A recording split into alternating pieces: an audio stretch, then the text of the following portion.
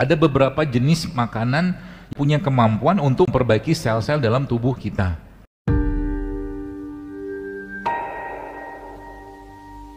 Oke, kembali ke sini ya. Jadi mereka ini Bapak sekalian,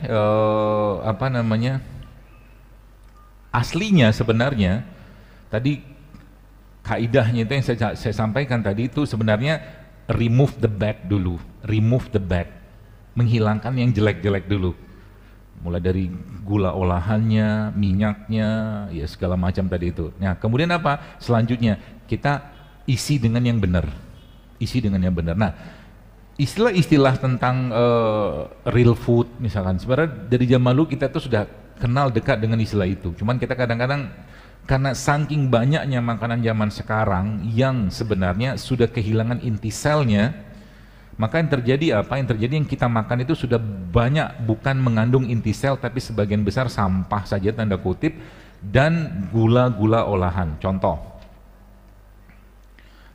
kalau Bapak Ibu ini kan kurma. Kurma ini sebenarnya aslinya, bukan aslinya, saya pelajarin sih ya. Justru malah inti sel terbanyak dia itu bukan pada dagingnya, tapi pada bijinya. Cuman kita nggak bisa makan kan? Itu sebabnya sebenarnya ada bukan kopi, tapi serbuk kurma, serbuk biji kurma itu bagus, sangat bagus. Mau pakai buat promil, mau buat apa, bisa pakai serbuk biji kurma. Saya sudah pernah posting cara buatnya beberapa waktu lalu. Karena apa? Inti selnya si kurma ini ada pada bijinya. Sebagian besar yang kita makan tiap hari itu inti selnya sudah hilang, ya, atau gara-gara pengolahan dia sudah mulai berkurang. Contoh mungkin nanas. Di sini justru malah kandungan enzim terbanyaknya. Ini yang kita buang. Ya. Jadi kalau Anda Bapak Ibu sekalian mau dapatkan enzim yang berlimpah di sini sebenarnya. Di anunya, bonggol ya. Bonggol nanas. Bonggolnya dimakan, iya. Iya. Kayak gitu cara makannya. Bismillah.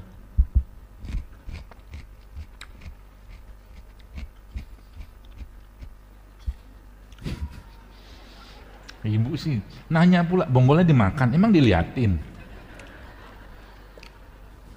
Itu ya.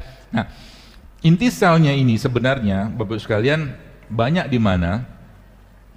Di semua kayak begini nih ya. Jadi Allah menciptakan mereka semua ini penuh dengan inti-inti sel, yang inti sel itu kalau Anda makan dia bisa memperbaiki sel-sel yang rusak. Secara fisiologisnya tubuh kita tuh mampu membersihkan atau memperbaiki sendiri, bisa. Dengan cara apa? Jangan terlalu banyak makan atau kondisikan tubuh kita itu, kalau mau puasa oke, itu paling bagus, tapi kalau tidak jangan terlalu banyak makan dan jangan terlalu sering mengisi badan kita dengan makanan-makanan yang berat, sehingga apa? Tubuh terus mengalami proses detoksifikasi. Itu. Adakah ada cara lain? Ada, banyak. Ada beberapa jenis makanan yang Allah ciptakan itu yang punya kemampuan untuk memicu, namanya autofagi. Contohnya apa? Ini autofagi itu apa? Self eating, dia makan, dia memakan sel-sel yang rusak. Jadi kunyit ini ya, dia punya kemampuan untuk memakan sel-sel yang rusak. Ini satu. Yang kedua apa? Sebenarnya banyak sih. Yang kedua tuh kopi. Kopi itu bagus, asal jangan pakai gula, asal jangan pakai creamer ya. Jadi biji kopi Anda giling, Anda minum, itu yang saya maksud kopi, bukan kopi saset ya, benar-benar kopi. Jadi mereka ini Bapak sekalian punya kemampuan untuk mengisi ya, atau memperbaiki sel-sel dalam tubuh kita ya. Jadi dari mana dapatnya, atau mungkin dari mana sumbernya? Dari inti-inti selnya mereka. Paling banyak, bukan paling banyak, yang saya pelajari itu justru malah dari rempah-rempah kayak begini nih. Ini berlimpah ruah ya. Jadi Anda bikin kayak begini gitu ya. Takarannya berapa? Ya seperasaan aja lah. Ada takarannya, cuman mereka-mereka ini karena dosisnya juga terlalu tinggi juga, apa bukan dosis sih, kita nggak butuh terlalu. Tuh.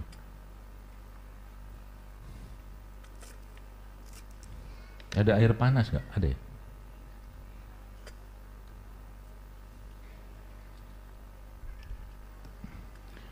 Jadi ini kan ini ada apa nih? Kapulaga.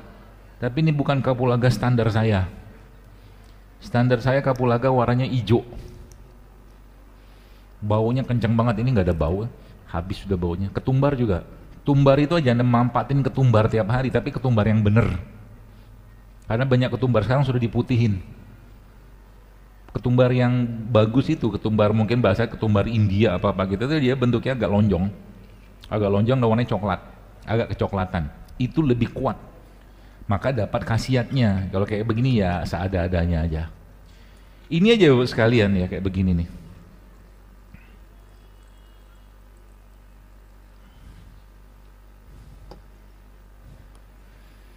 Ini aja Anda minum tiap hari. Masya Allah. Modalnya bukan modal, bahasa itu rempah ya. Kalau ini kan rimpang-rimpangan. Kerja mereka tuh beda-beda.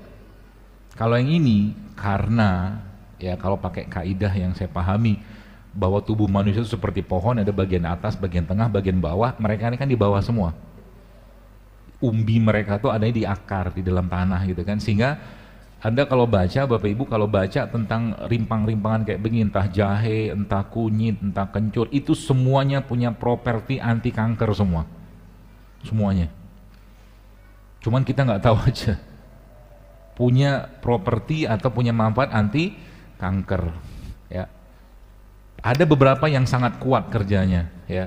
Bahkan kata guru saya waktu saya pernah bertanya kepada beliau, rimpang apa yang paling banyak inti sel? Saya menduganya ini, tapi jawaban beliau ternyata bukan ini, tapi apa coba? Kalau bisa jawab saya kasih hadiah. Jahe bukan? Hah? Bukan serai. Pangkalnya B. Pangkalnya B.